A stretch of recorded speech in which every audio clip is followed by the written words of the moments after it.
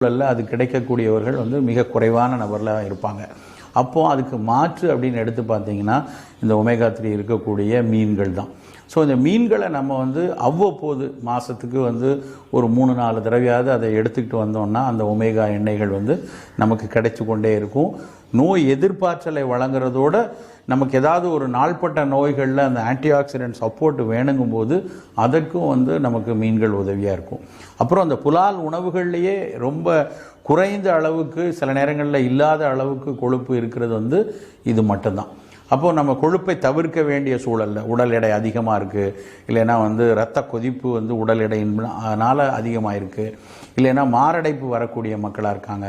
அப்படிங்கும்போது புலால் உணவுகளில் மீன்கள் வந்து மிகச்சிறந்த ஒரு தேர்வாக இருக்கும்.